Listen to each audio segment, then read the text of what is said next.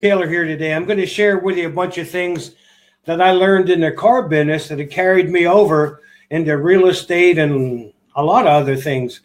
You know, but if you're in car sales, you can do what I did when I started, because in my book, and I go over this all the time, on page 7, it's about the goal setting. And you can get that in frantaylor.net. But by me investing in myself in the goal setting, and in a section of the goal setting, I have a prospecting account. And every time I got paid, I put a little bit of money in that prospecting account. Now, what happened to me is the same thing that will happen to you if you guys want to start it, because I knew one prospecting tool is okay, but once I get a whole bunch of other prospecting tools, I had money coming in a whole bunch of ways. Now, years and years ago, believe me when I tell you, I never dreamed. Hi, Steve. Nice to see you. I never dreamed that I would spend $10,000 on a real estate course. And I bought lots of them. I mean, Ed Beckley, Carlton Sheets, the Milan course, Sean Higgins. I mean, these are $5,000, $10,000 courses. And believe me when I tell you, I learned a lot of that from being in the car business. And that's the key thing, is when you invest in yourself, to me, life gets exciting. You know, when I first got in the car business, my goal was to make $100 a day. Now, that might not seem a lot, but that was a lot back then. Then I wanted to make $1,000 a week. Then I wanted to make $10,000 a month. So here's what the car business has taught me. Because down the road, when I started to get into real estate and other things like that, I started thinking, why not try and make $100,000? And then I wanted to make $100,000 in one day. Then I went to $250,000. And my goal last year was to make $500,000 in one day. And I bought a property for $40,000. Hello, Trevor. I bought a property for $40,000. I just sold it in February for $453,000. Now, here's the difference between somebody going to make money. No difference if you're selling cars or if you're going to get into real estate. You want to talk about a pain in the butt and misery, go down to the courthouse for 4 hours and get the runaround when you're trying to look up, whether they have a lien on their property, or if there's any problems that you go from one office to the other office to the other office. And that's not one time. I'm talking a whole bunch of times. But that's the difference in success. You got to go looking for it. It's not going to come to you. And hi, Chris. Hey, there's a Chris. He just bought one property not too long ago. I hope he settled on that. And he came to my workshop. I'd like to have him on one time to tell his story. From what I understand, he got a property for $6,000 and it's worth $300,000. Way to go, Chris. But probably the biggest thing is sticking with it. Now, if you're like me, it takes me a while to learn. I can't tell you how many hours I spend on the internet looking up under tax sales, sheriff sales, tax lien certificates, all that other stuff. And then you got to go back and you got to keep looking at it. And then you got to go to the courthouse. You got to find the movers and shakers, but it's so easy. I'll give you an example. Every county in the United States has sheriff sales. Now, here's how they work. They'll sell a property in the spring and the fall. And what doesn't sell in the spring, sometimes they sell in the fall. Now, the difference in the sheriff sale, once you scroll in your county, just keep scrolling down. You'll see some people owe $1 million on their property. Sometimes you can buy those properties for $250,000. Now, the difference in a sheriff sale, like the ones we have here, start at 10 o'clock in the morning. And you have to put a down payment right there or pay in full. Now, if you're the winning bidder, you have until 2 o'clock to pay cash for the property. Now, you got to do your due diligence there, because, some of them might have a lien on it that you don't know about. So you got to go to the courthouse and check it out, or you got to pay an attorney to follow it up and do that. But there's ways around that, too. I mean, if they know you're a player and you're going to look at a bunch of properties, they'll work with you, because that's how they make their money. And when you're on this sheriff sale, you can get to be friends with the people who actually do the sales. Now, me personally, I messed up a couple of them, to be honest with you, by not thinking right. There was a property not long ago right down the road here that they wanted $75,000 for it. Well, I looked at it. The whole bottom, there was a pipe broke, and the whole basement was full of like 6 foot of water. It had excuse me, it had mold in the bottom of it and things like that. And I didn't want to do it because you had to tear out all the drywall, the electrical wire, get it all redone, needed new carpet in the bottom. I figured, I'm not going to do that. Well, I found out later on that same property, instead of selling for $70,000, sold for a little bit less than $90,000. Now, where I missed the boat was all the properties in the area are $350,000, $400,000 properties. Excuse me. And looking back now, what the heck's that? Put $30,000 in it. Even if you had $150,000 in the property, it's worth $350,000. So I missed the boat on that. But you'll do the same. The more you look at the properties, the better you're going to get. So sheriff sales are awesome. Check them out. Spend your time on the internet. Spend your time talking to people.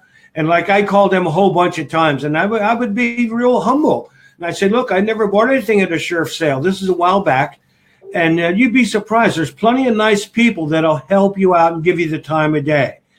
So sheriff sales are awesome. Like I said, just keep scrolling down, and you'll see some properties that the people still owe $1 million on them. Sometimes you can buy them for $200,000-$300,000 because the bank wants to get rid of it, and they know not everybody's going to whip out $1 million, but that's how you make your money. Go after the big deals. I have nothing against some of these guys that say they want to make $20,000 on a property, and don't think you can't make $50,000 on a cheap property. I just told Trevor this morning. I looked at a property the other day. The guy owes $55,000 on it. Now it's a short sale. Husband and wife are getting divorced. The bank still owns a property. He could care less about her. She could care less about him. So I'm going to go offer $25,000 for it. Does that mean I'll get it? I don't know, but I got a good chance on it because I'll just stroke them a check. And it takes a while till they get all done with a husband and wife and everything like that. But short sales are something that I think everybody should check into. And if you don't know anything about a short sale, just call a couple of realtors. Believe me when I tell you, realtors are all over the place. It's like car sales, and you just got to find the right one that's going to treat you right. Now, the gentleman that I talked to, and Trevor's sitting here, and he'll tell you when somebody calls me about a property, and they say, when you want to look at it, what do I tell them, Trevor? Right now, that's right. See, that's the other thing, too. You want to get up and go move the money fast as you can. If the realtors know you're a player and you're in the game, trust me when I tell you, you'll be the first ones they call you. And it's nothing like going in there and stroking a check. So short sales, it's not taking advantage of anybody. It's just take advantage of an opportunity. I feel bad that the people are getting divorced. It's not my fault. The bank wants their money one way or another. But sometimes you can make some good money on a short sale. This little $30,000 property, I know I can get $80,000, $90,000 for it. And I only have to put like $2,000 in it. There's people living in it now. So, I mean, they don't come through every day, but when you see them, that's what you got to do. You got to go look for them. And let me see. Anybody got any questions? Talk to me here.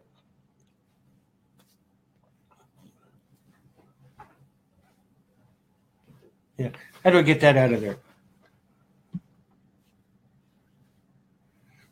And then the other thing, too, is a tax sale. I mean, there's all kind of tax sales. There's judicial sales, all kind of sales. I'm telling you what, real estate is the way to go. And a lot of times, I'd rather put 40 hours in running back and forth at the pathonetary office and the courthouse and every place else and make $100,000 than to try and sit all day doing the work that I used to do. It's more fun, too. And excuse me, the more you do, the better you're going to get.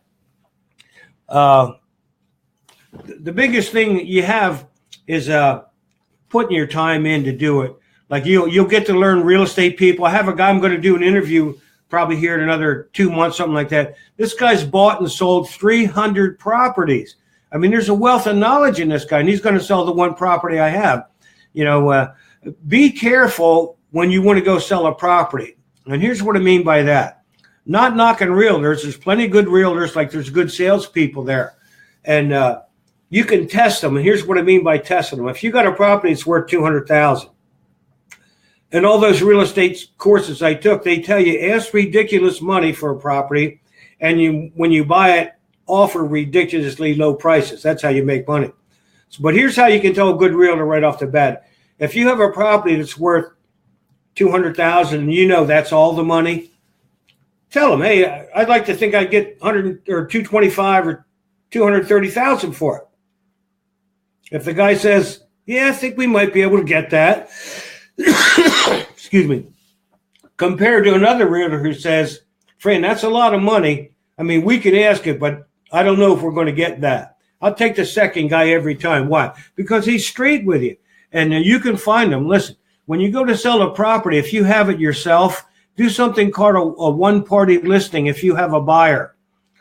Hello, Wayne. Glad you joined us. You got any questions, ask us. What a one-party listing does, if you see for sale by owner, most people are paying 7% to sell their property. 3%, 3.5% to list it, and the selling agent gets 3.5%. It's something called a one-party listing. That's where you go to an agent and say, look, I have a buyer. I'll pay you $1,000 to sell the property. And you'll find someone to do that. I mean, it doesn't take them long. So they'll do a title search and all that other good stuff for $1,000. So you don't have to pay $7,000 on a $100,000 property to sell the property, especially if you have the buyer. And that's the key thing too. So when you get a chance, sit down and look at it. Now, you don't have to spend $60,000, $70,000 like I did, but at least get your feet wet in it. Especially if you want to make money. I'm telling you what, it's, that property that I bought for $40,000, I sold it for $453,000. If I'd have listened to the real estate agent, trust me when I tell you, I barely would have got $100,000. I bought the property from the government, and it was a commercial property then. So when I listed it, I listed it for $500,000 because to be honest with you, I sold the property. And she said, "Oh no, you'll never get more than $100,000." Well, guess what? I didn't want her, and so I listed it with these other two ladies. They worked as a team, and I said, "I want to list it as commercial property." So I found out that the township told me, "No, I can't list it as commercial property." Well, I'll guarantee you 99% of you watching this or going to watch it is going to say, okay, I can't get commercial. Not me. It used to be commercial, so I wanted it listed as commercial. So I called the government people 10, 15 times at least, and I kept calling them. I said, look, how can I get this commercial? How can I get this commercial? I kept getting the same answer. We're not allowed to give you any legal advice. So one day I got the same old boy on the phone. He said, look, Mr. Taylor, he goes, if it's not on the minutes, they can't do that. I said, well, what does that mean? Because every time they have a township meeting, they take minutes. In other words, they write notes of what they talk about. And he said, if it's not on their minutes, he said, put a buyer's order together or write a deal, contract, and go tell them if they're not going to make a commercial, you're going to sue them. Okay, so now what? Okay, now that property was, I don't know, 1,500, 2,000 miles away. So I didn't want to go there. So what I did, I was talking to the neighbor guy, and he said, I know the guy interested in your property. He's a really nice guy. So I got him to give me the phone number. So I called him, and I told him the same thing the government people told me. Hey, go find out if it's on the minutes. If it's not, let's write a deal. And here's what happened. I learned this from one of these courses too. He said, what's it appraised for? And I said, I don't know. Don't worry about what it appraised for. It didn't appraise for it when I bought it. I bought it because I liked it. What do you like about the property? And man, he went on and on and on, just like that. He liked the 2 docks. He liked the helicopter pad. He liked the 2,000 square foot garage. He liked the big 120-foot tower. You turn a light on, you can see all over the lake. I said, well, let's cut to the chase. I'll sell it to you for $450, and I'll throw in the boat and motor for $3,000. Do you want to do business? He goes, yeah. So he went to the township, and he asked them if it's on the minutes. When they said no, he said, look, I got a contract. Hey, we can go to court if you want. Make it commercial. You make up your decision. Guess what? I got the deal. But if I'd have listened to everybody else, I wouldn't have made that money. It's no different than going to the courthouse. You're going to struggle going to the courthouse, looking at the pathonetary office, looking at tax deals and see if they have any liens on it. That's all part of the business. However, the rewards are there if you want them. Trust me when I tell you, there's plenty of good stuff with the real estate.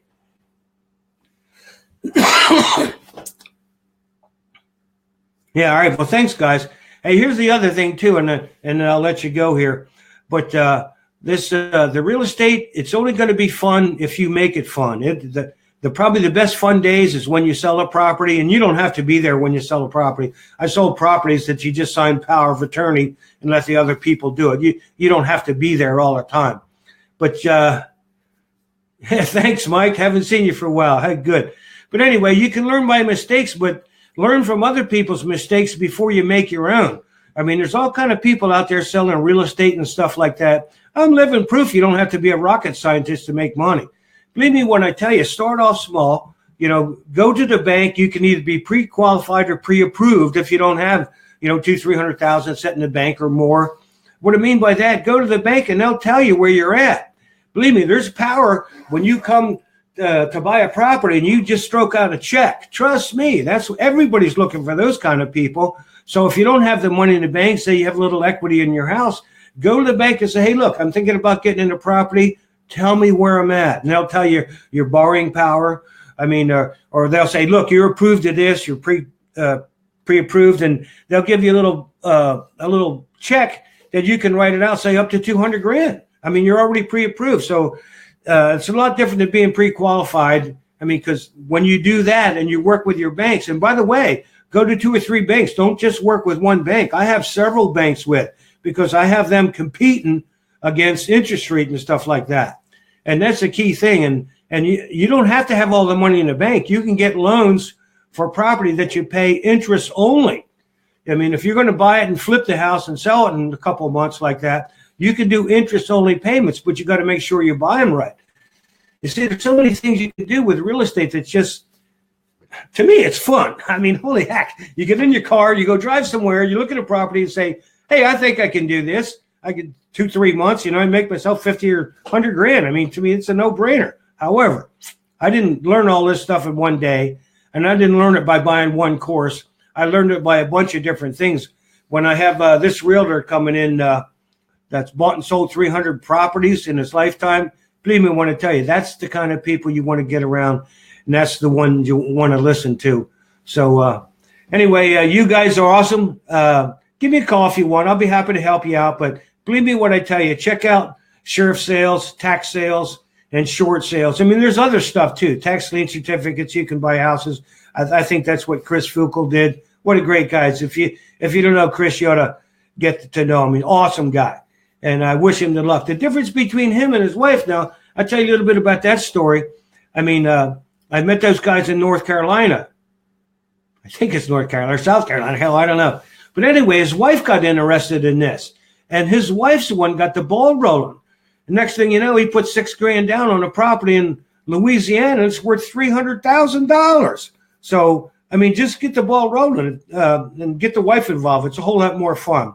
So anyway, if you want to learn more stuff about my stuff here, this is pretty cool too. Excuse me for coughing here. But anyway, hey, this book, this Selling from Your Heart, I'm telling you, there's something on page 7 that'll change your life. You see, back to the beginning, when I got in the car business, I wanted to make a lot, but I didn't have a plan.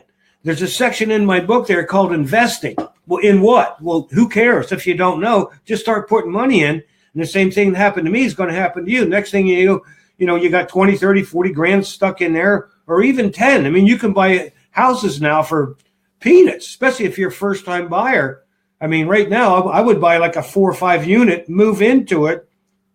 You get a super cheap interest rate, and hey, move out in 2-3 years. Now you got something going for the rest of your life. You get $2,000-3,000 coming in forever, but it's never going to happen unless you don't go for it like I did. And believe me when I tell you, I'm not Bill Gates or nothing like that, but it's sure a lot of fun when you don't need anybody's permission to go anywhere. Anyway, I'm Fran Taylor. Hey, please share this to somebody if you like it, and hit like on my page. I'd appreciate it a lot. And if you ever have any questions, you give me a call. I'll be happy to help you. God bless you guys. And hey, make sure you get into sheriff sales, tax sales, and short sales. And I promise you can make a lot of money. Thank you.